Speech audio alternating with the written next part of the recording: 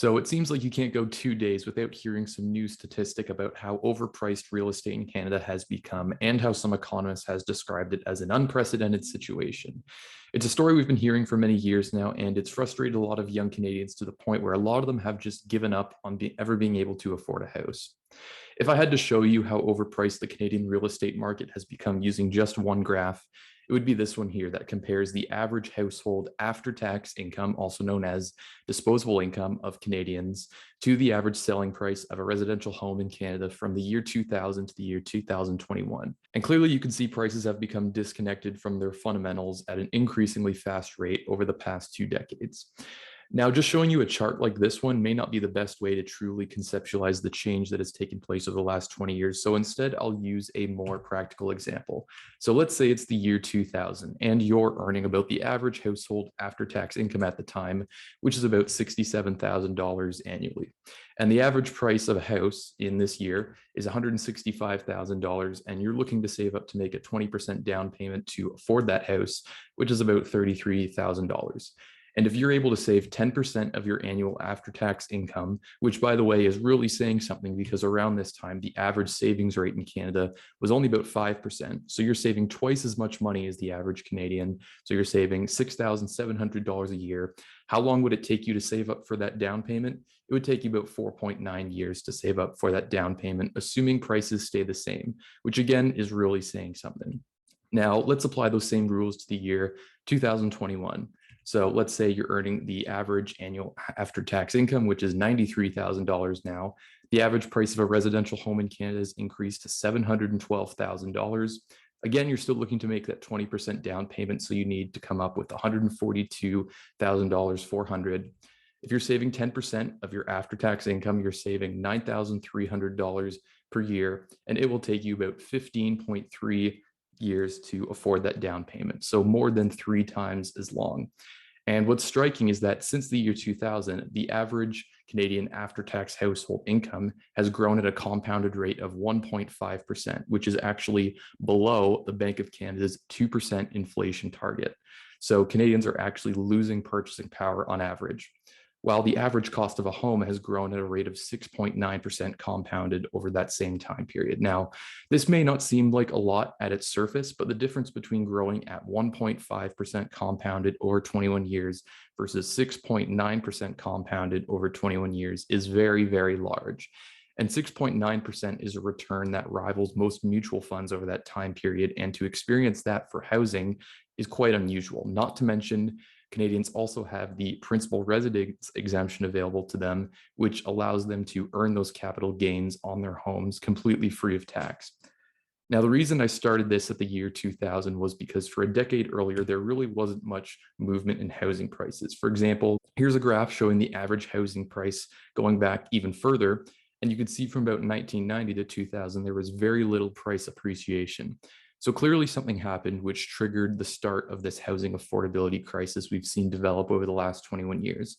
So in this video, we're going to discuss the key factors at play in explaining how Canada's housing market became so overpriced and what could happen in the future that might influence where prices might go down the line. But before I get into this though, if you are new to my channel, I greatly appreciate if you consider subscribing. My goal is to grow this channel to 5,000 subscribers by the end of 2022. So if you could help me reach that goal, I would greatly appreciate it. But anyways, let's actually get into the video. So the price of housing, like the price of anything really, is influenced by supply and demand. So when we go through each of these factors, let's try to keep in mind what impact each one will have on either supply or demand.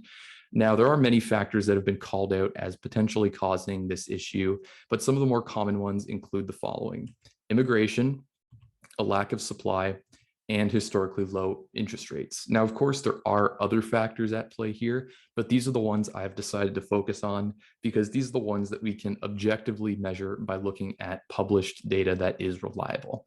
I know something else that people tend to blame causing this housing bubble are things like money laundering, especially in areas like Vancouver, which is without a doubt a valid concern. But because we cannot objectively measure the impact of illegal activities on housing prices for obvious reasons, we are going to exclude it. However, if you are interested in seeing what research is being done on this issue specifically, I'd recommend checking out the Cullen Commission, which was established by the British Columbia court system. and they're actually slated to present their findings later this month, so in May of 2022. But anyways, let's dive into the first topic, which is going to be immigration.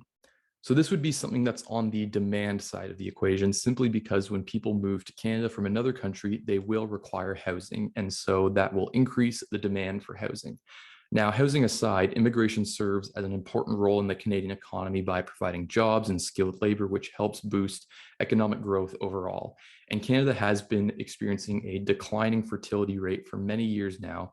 So immigration has become a key focus for the federal government as a way to achieve economic growth targets. And according to the Government of Canada website, immigration accounts for almost 100% of Canada's labor force growth, and 75% of Canada's overall population growth is from immigration alone. And with a labor shortage currently capping the rate at which the economy can grow, you better believe that the government is going to do everything in their power to increase immigration to Canada. Now, immigration is tricky because different areas throughout Canada have experienced different levels of immigration throughout the years, and there is data out there that shows that immigrants tend to purchase property in larger urban centers, specifically Vancouver and Toronto. But on a countrywide level, we can see that the rate of immigration to Canada has been increasing despite a rapid drop-off in 2020. And according to the government's immigration levels plan, they are targeting over 400,000 new immigrants each year for the next 2 years as well. So what we can learn from this is, one, that immigration is likely to continue at historically high levels in the coming years. And two, it will mainly be concentrated in the key metropolitan areas like Toronto, the GTA or Greater Toronto Area, and Vancouver, because that's how it's traditionally been. So because we know immigration tends to be focused on those key areas in Ontario and British Columbia, let's look at what immigration was to those areas and compare that to the amount of completed detached homes for that same period. So essentially comparing the supply of homes with the increase in demand for homes resulting from immigration alone. So for Ontario, here's what that data looks like. And this is going back from 2021 to 2017, with the blue line representing immigration and the orange line representing completed single detached homes. So clearly there's a large disparity with immigration exceeding newly completed housing units. So demand outpacing supply, which would lead to an increase in prices. But we have to keep in mind that the average household size in Canada is about 3 people. So although there definitely is still a little bit of a disparity, it's not quite as striking as it seems at first glance. And I'm also looking at completions for just single detached homes here. So because not everyone is going to be able to purchase this type of home, we have to factor in all other new forms of housing that were completed in these years. So when we factor in all the new types of housing completed, the data looks a lot better, and there's not really much of a disparity here. And here's what the data looks like for British Columbia, comparing immigration to completed detached homes, just like we did for Ontario. And it's essentially the exact same pattern as Ontario, just with smaller numbers overall. And again, this is just for single detached homes. When we factor in all forms of housing completed, there's barely any disparity. So from this, I would conclude that supply has largely been keeping pace with the demand that would come from immigration alone. So there has to be some other source of demand that caused prices in Toronto and Vancouver to increase by so much in those years. And also what I find striking about this data is how detached homes completed has stayed pretty much flat or even decreased slightly in 2020 and 2021, despite the fact that we know that prices have gone up by a significant amount and are at all-time highs. So again, going back to economics 101, when the demand for an item increases to the point where there's some sort of unmet demand, typically supply also increases to reach some sort of price equilibrium. Now, some of you may be saying, well, Eric, you're just looking at housing completions and not housing starts. I mean, housing takes a while to build. You can't just order new homes on Amazon Prime with next day delivery. There is some sort of lead time that goes into this. So let's look at the data for housing starts for detached homes in Ontario and BC. And let's go back 10 years to see what this trend has been like. So we can see for Ontario, it's been rather consistent at around 23 to 25,000 units started per year, but it did spike up a bit to 31,000 in 2021, which is good to see because that's at least some evidence that supply is increasing and it's catching up to this rise in demand we've seen, which could level off prices. However, it's not really what we'd expect to see, given we know that housing prices in most of Ontario went up at around 30% in 2021, and even still today are going up. And with BC, we can see it was at its highest level in 2016 and 2017. It went down in 2019, 2020, and has went back up again. So while there does seem to be a slight disparity here in terms of what I would expect to see, I don't think this data alone would lead us to conclude that the sharp rise in prices we've seen over the past 2 years is due to a lack of supply or from immigration, because as we saw, supply has been pretty much increasing at a pace to satisfy the increase in demand resulting from immigration. Now, to further emphasize this point I'm trying to make, I also wanted to point out an interesting trend we've seen develop in the past 2 years in smaller cities, seeing very, very rapid price increases. So, for example, Brantford, it's a city with a population of about 100,000, and this population hasn't changed significantly due to immigration. They saw prices rise 86% in the past 2 years, so going back to the beginning of 2020. Barrie, which has a population of 160,000, which also hasn't changed much due to immigration, saw prices rise around 80% since the start of 2020. And Bancroft, a city in northern Canada with a population of just 4,000, saw prices close to triple in the past 2 years. So if this was an issue of supply shortages or immigration, then why would this be happening? We know there's very little immigration to these areas, and they can't be all facing supply shortages that just suddenly arose in the past 2 years that weren't there before. It has to be something related to the demand side of the equation. So the next factor I'd like to explore, which is kind of tied to demand, is the historically low interest rates we've had. So conventional wisdom on interest rates and housing prices is that lower interest rates will increase the prices of homes. And this is because lower interest rates make it easier to qualify for a mortgage, and the overall cost of financing the purchase of a home is cheaper with lower interest rates. So in March of 2020, the Bank of Canada lowered the overnight interest rate to near zero in response to the lockdowns that were taking place in 2020. And it stayed at that level for an extended period of time until recently it was increased in response to mounting inflation pressures.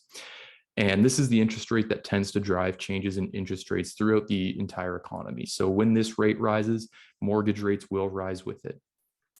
However, if this was the trigger for Canada's real estate bubble, then we'd have to be seeing a similar pattern develop in other countries, because Canada was not the only country that reduced their interest rates to near zero in 2020 and 2021 as a method to boost economic growth during those time periods. So here's a chart provided by the website Better Dwelling that compares the home price to average income ratio of G7 countries, specifically going back to 2005, and all starting from the same reference point to highlight the changes that have taken place since then. And the price to income ratio is a very commonly used metric to measure housing affordability.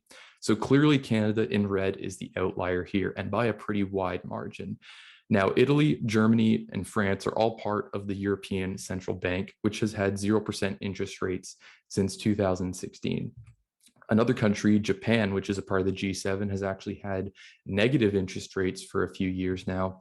And the other country, the United States, has had near zero interest rates for many years. They did rise them in 2016 to 2020, but then dropped them back down again in 2020, 2021.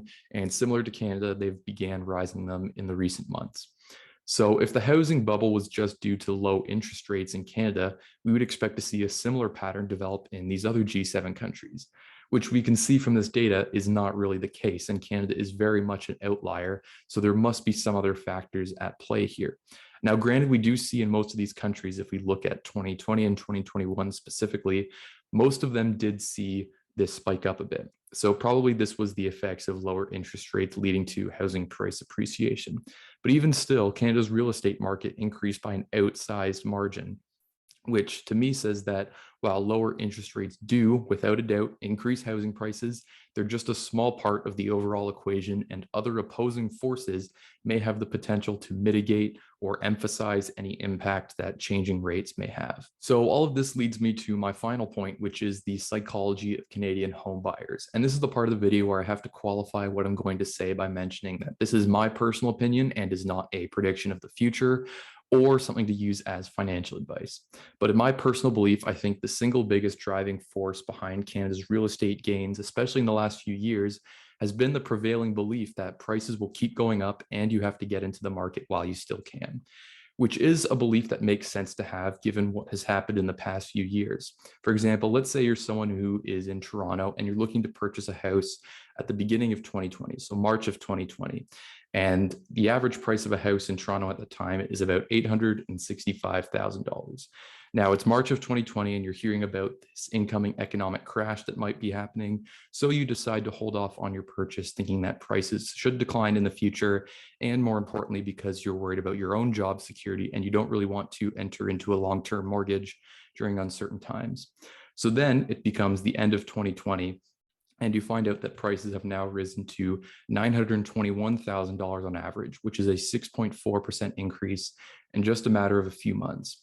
So you have a few options here. Your choices are to get in now, or you can keep waiting. So let's say for whatever reason, you decide to keep waiting and you wait for 1 year.